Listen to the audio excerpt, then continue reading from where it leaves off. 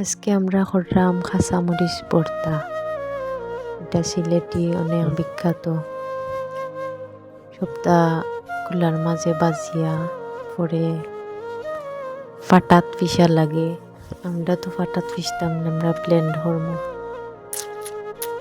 তো আমি সপ্তাহ বাজছি কুলার মাঝে রসুন পেঁয়াজ কইন আর কাঁচামরিচ পরে বাকর পাতা লবণ দিয়া মাখাইয়া খাইমু, যে মজা হয়